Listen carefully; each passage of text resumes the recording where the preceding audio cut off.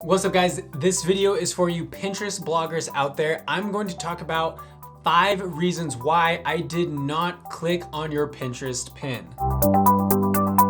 I'm Andy, you're watching Learn How, and if you're blogging, posting pins on Pinterest, trying to drive traffic to your blog or website, and you're not getting the results you want, there could be a reason why your pins are not getting clicked on. So in this video, I'm gonna talk through all the 5 reasons why I'm not clicking on your pins and what you can do to fix that.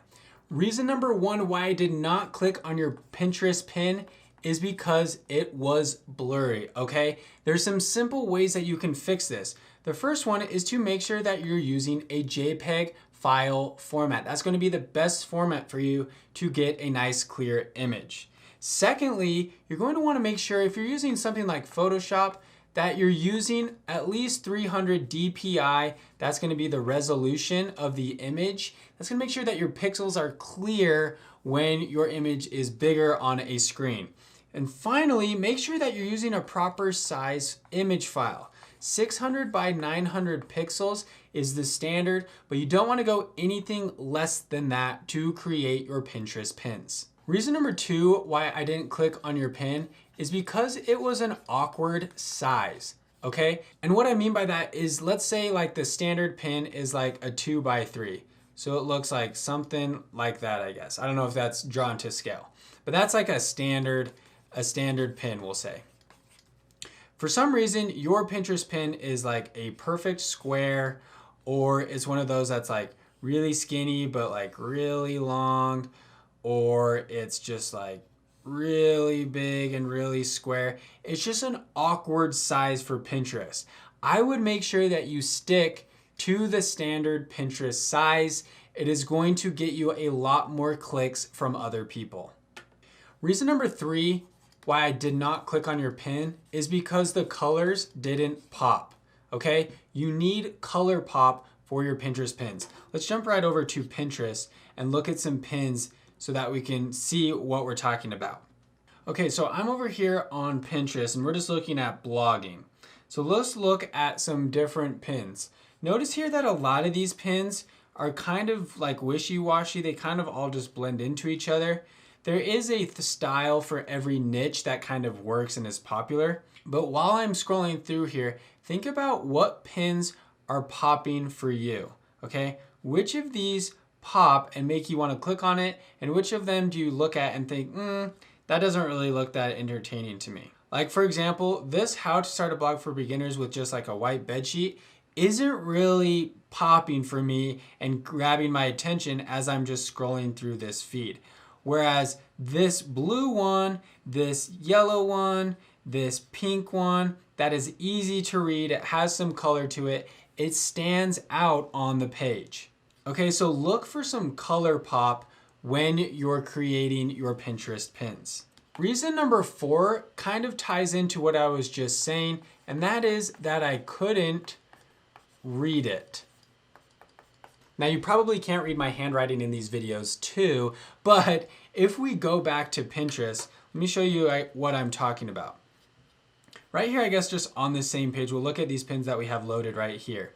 Some of these are really easy to read, meaning that I can just glance quickly and see exactly what it's about. And some of them are really hard to interpret. This one has some good color pop, but the text is kind of hard to see.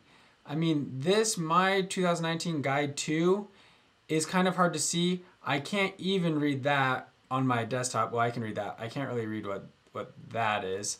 And then let's look at some other things. Okay, this one is easy to read over here on the right. This one is a really good pin for me as far as like easy to read. How to write an epic about me page for your blog.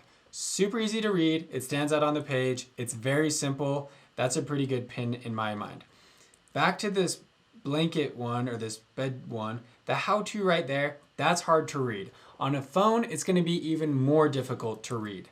Some of these other ones might be, okay, this one is a little bit difficult to read over here. You got some cute text, but it's kind of hard to read it quickly.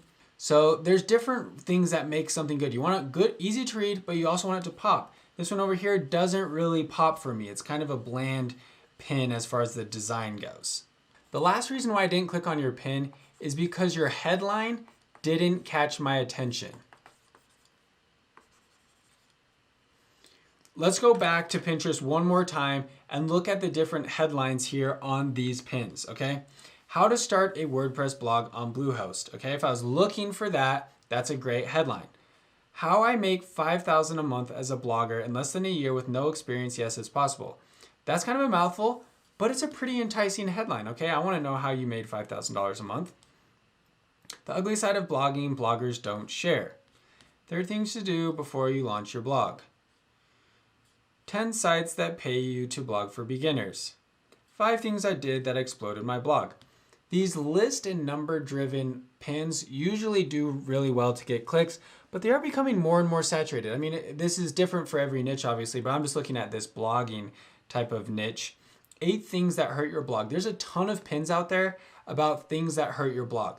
So something that I would recommend doing is coming up with something a little bit more creative as far as the text on your image for what you can put. You could put 8 things that hurt your blog in the title if you want, or for like SEO in the description, but you need to be creative and be different than what's already out there in order to stand out from the crowd. How I made over $500 my second month of blogging. 12 habits of successful bloggers. Okay, a lot of stuff that's already out there that might not necessarily entice me to click because I've already read or seen a ton of pins with the exact same title, okay? So be creative with your titles. Think of things that will entice someone to click that's different than what's already out there. Don't be lazy with your words on your pins. Those are the 5 reasons why I didn't click your pin. Think about some ways that you can improve the quality of your pins to get more traffic to your blog. If you're not getting a lot of traffic from Pinterest, you need to think about the quality of your pins. Go look at your analytics. How many clicks are you getting? What kind of impressions are you getting? If you need to be more strategic with your SEO as far as your pin descriptions, but as far as just catching someone's attention to click on your pin, make sure that your pin design is optimized to give yourself the best chance to get those clicks. All right guys, if you like this video, make sure you hit that thumbs up button. Make sure you're subscribed so you can check out some other videos to learn how to use technology to build an online business and create a life of freedom. If you have any questions, leave them in the comments below this video. I'd be happy to help you out however I can. I'm Andy, you're watching Learn How. We'll see you in the next video.